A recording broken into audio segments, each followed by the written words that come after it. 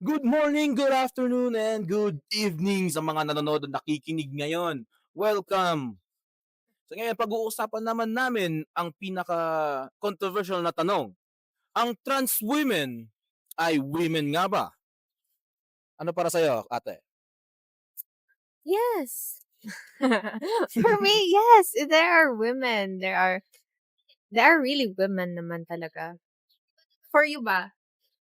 For me, siyempre yes. So, yung ano kasi, kaya controversial siya ngayon kasi nami-misunderstood ng mga tao talaga siya. Nakakalimutan nila kung ano nga ba talaga kung yung definition ng woman.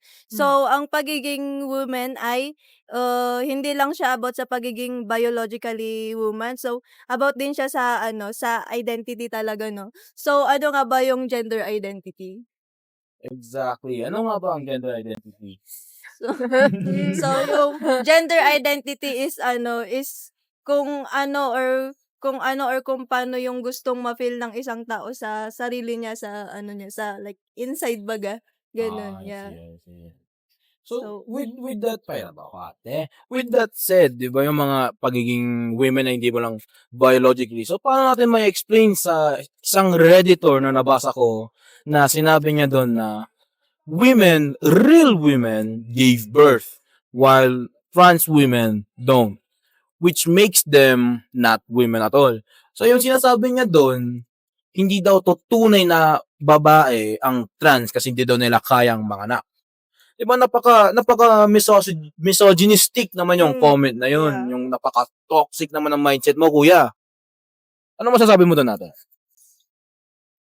Well, kasi for me, nakikita ko natin lahat na parang nabe-base lang yung pagiging womanhood in our parang sa private parts natin. Pero again, womanhood is not just about that. It's how uh we feel, we fight for this being woman. Uh for me, sa akin yon, hindi lang siya about the parts, the body parts, the menstrual. Yes, oo. Woman, a biological woman have menstruation, they give birth.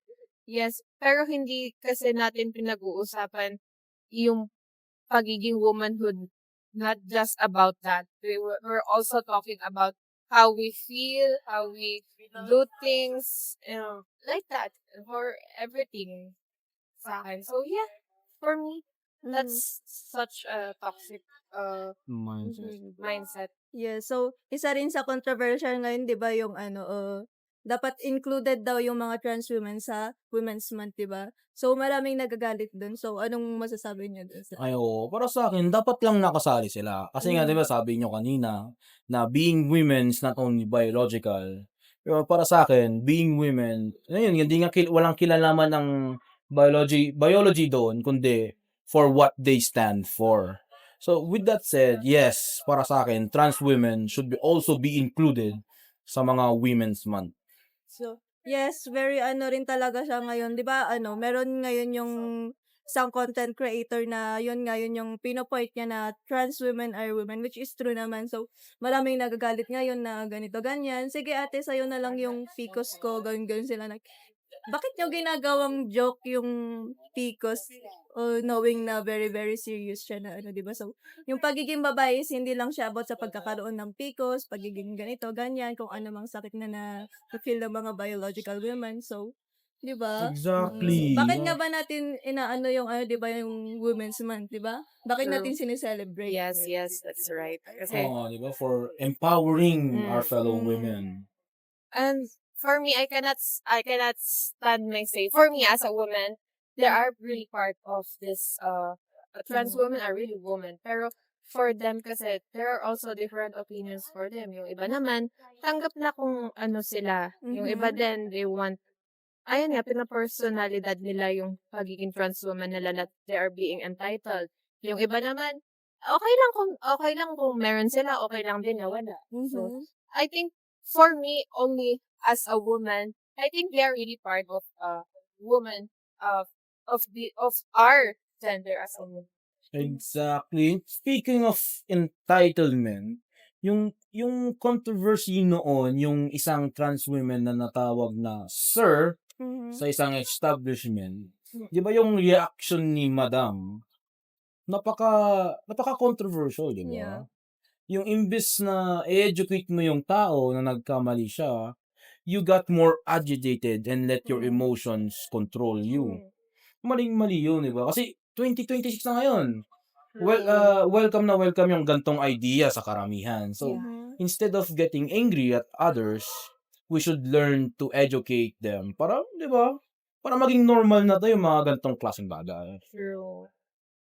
Yeah, Ang so yeah. tas ano nga, 'di ba yung ano, 'di ba nabanggit nga 'di ba, yung pagse-celebrate natin ng Women's Month is about sa ano, parang like, appreciation sa mga kababaihan noong Mm. sa history, 'di ba? So, hmm, included din talaga yung trans women's kasi ano, kung titignan mo yung history nila 'di ba, parang same din sa ano ng mga kababaihan noon Mm. na like, sila yung mga most misunderstood. Tama ba yung word ko? Kasi 'di ba? Tas ano, parang natatanggap na rin sila ngayon talaga. True. Oo True. naman. Ang dami natin kasing issue about trans women eh. 'Di ba first, yung pinaka-first na Mm. naalam ko is yung should they have own CR or Yeah, should they be included in women's CR? Mm. Should they o meron din yung isa na kasama ba dapat sila sa Miss Universe, Oo. right? Oo. Or dapat ba silang magkaroon din ng sarili nilang Mm. competition? So, ang dami-daming issues regarding about that. Pero again, we cannot say that uh uh we cannot say na hindi, we cannot say na yes. It's their own decision. Those trans women have their own opinion if they should be or they should not. Kasi Mhm. again, iba-iba tayo ng opinion and anything. Yeah. Tama, tama. So, any more? I think magtatapos na tayo dito. Kayo ba, kung may sasabihin pa kayo, go. Yeah, I think that's it, Ay, guys. ako may masasabi Oh, ako. yes, yes. So, yun nga, nasagot namin ang tanong, are trans women women? So, it's up to you viewers and listeners na nanonood at nakikinig ngayon to comment down your answers below of what is your opinion, what is your answer to the question, are trans women women? Pero be careful with your words, Tama, tama. Dahan-dahan ha. We're watching you.